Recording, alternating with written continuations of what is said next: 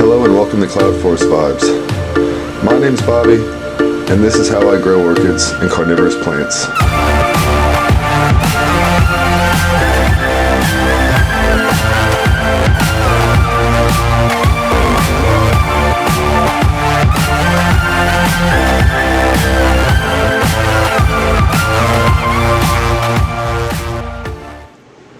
Hello and welcome to Cloudforest Vibes.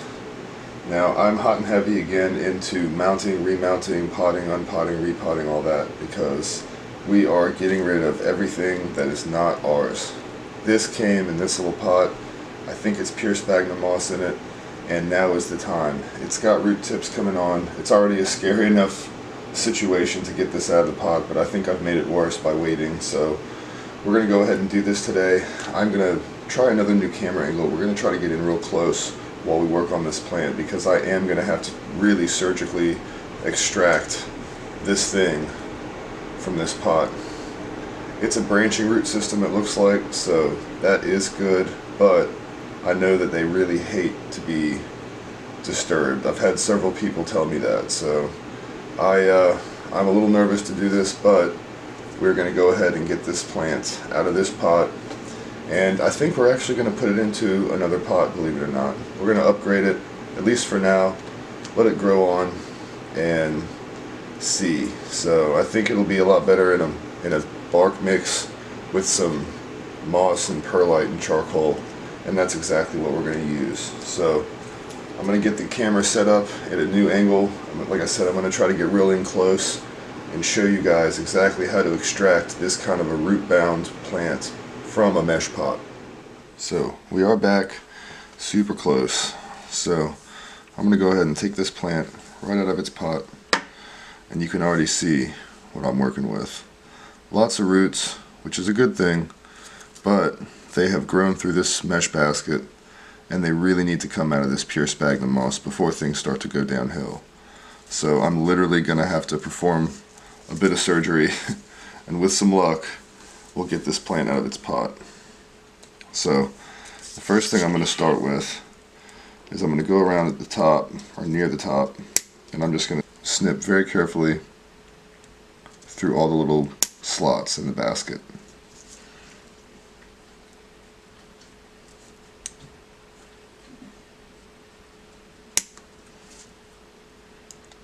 I opted to use the aquascaping scissors for this because they're very thin and they're very sharp. And I'm hoping I can do this with minimal root damage. And this is our last one. So we're going to try to carefully just pull this top up and go ahead and get that completely out of our way. And it looks like so far we're going to be successful. Look at that. And I'm going to go ahead and cut this and get it right out of our way.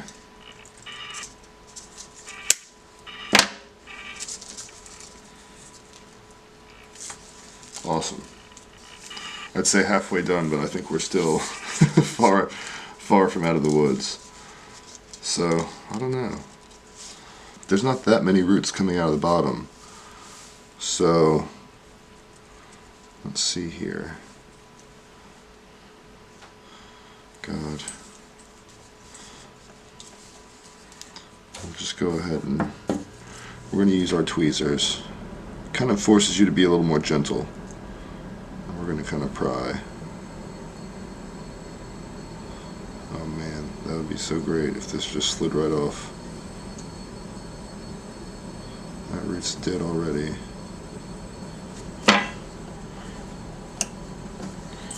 So, we'll cut that.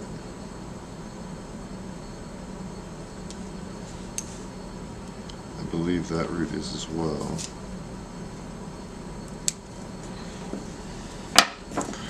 We might get really lucky here. Just be able to gently kind of tease this down. Oh yeah. Look at that.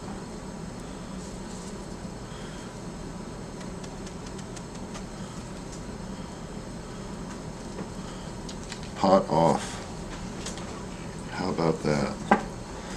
Now, again, we are not out of the woods yet, but a lot of these roots you see here are in fact dead. So I'm going to go ahead and start extracting this gently, trying to get rid of some of these obviously dead ones first so I can kind of see what I'm working with. And they'll just pull right off. If you pull it gently and it starts to come apart, chances are it's dead. So I'm going to work my way in from the bottom. I'm trying to avoid this area because this is where most of my root tips are, and then up here at the very top. So I'm going to start from the opposite bottom corner and just start working my way in.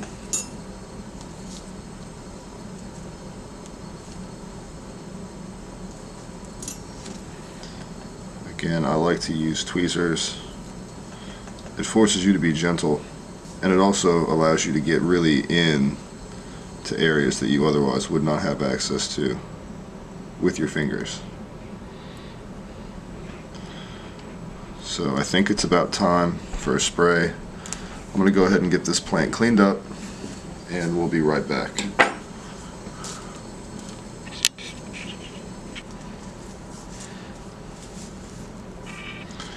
I really find that spraying it helps. It helps to loosen up the moss. It helps to make you aware of what's moss and what's not, be able to distinguish what's moss and what's not a little bit easier. And dead roots get softer. It makes it a little bit easier to identify them, in my opinion. Some people like to do this dry, but I found myself, at least personally, that I damage more stuff. It might take a little longer to do it my way, but I definitely do fare better in the long run. The secret to repotting a lot of these plants that are fussier or more difficult is just taking your time. There's no reason to rush. Set some time aside. Don't do it if you have other things to do. And just make sure that you do it right the first time, or try to at least. We all make mistakes.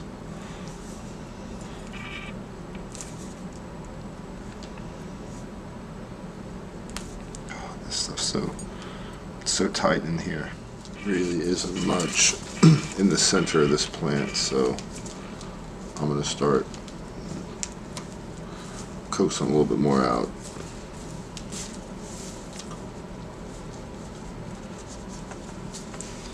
Now this is that infamous sphagnum plug that you hear about.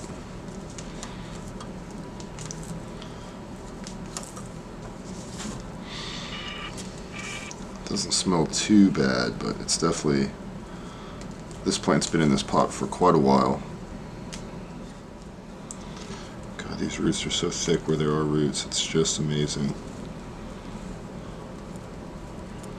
Again, this is a very healthy plant. It just needs to come out of this media. It will not last long term in my environment.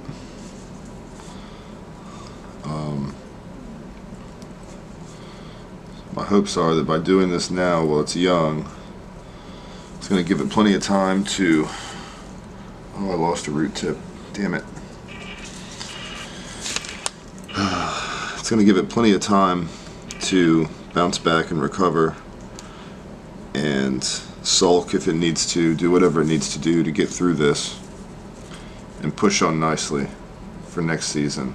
It's all about the next season.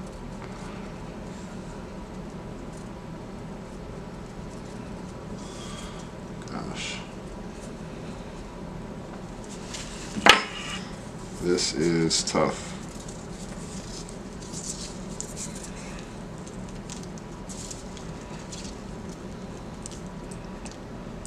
Do want to get all this moss, all these dead roots out of here.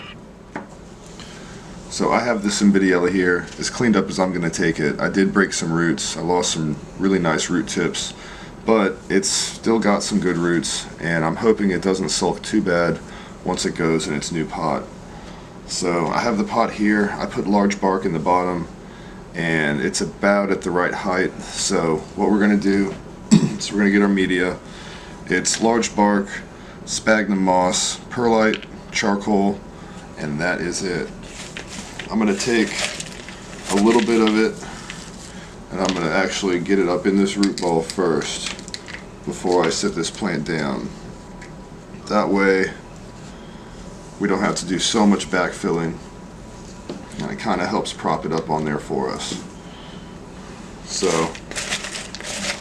I wanted to make sure there was some moss in there because it came out of moss, and we do not want it to just be in bark and be overwhelmed at the dryness.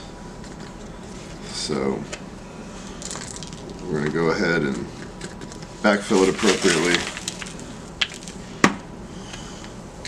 We're going to try to poke pieces through and make sure that we get underneath this plant and it has lots and lots of media to grow into.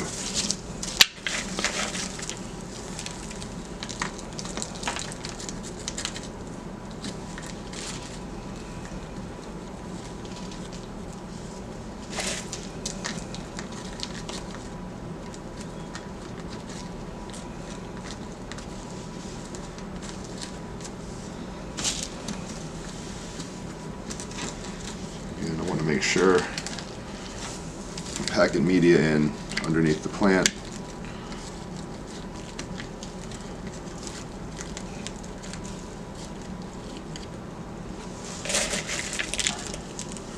And I'm just filling that in with our bark mix.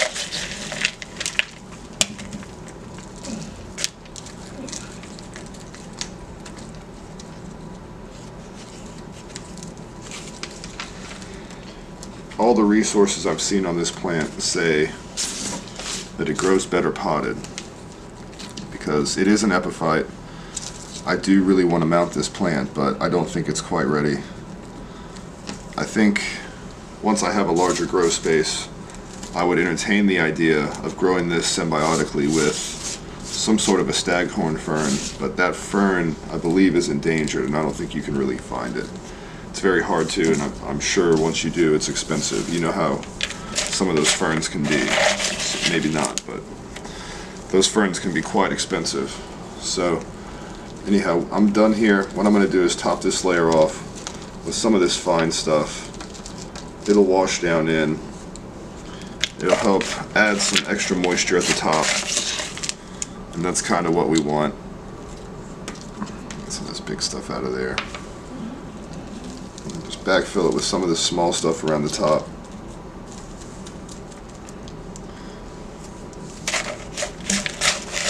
And that's it. The joy of potting things is that it's really quick. It's a really fast, easy way to do it. It's a really good way to hold moisture into a plant, especially if you have an arid environment. And there's certain plants that just do appreciate it more. And supposedly this is one of them. So I'm going to back this camera out a little bit so you guys can see our finished product. Actually, you know what? We're just going to go ahead and take it in the grow room now. And we'll have a nice look at our Cymbidiella rodochila. So we're here with our Cymbidiella rodochila, freshly potted up, and I am giving it a good soak in kelp and CalMag.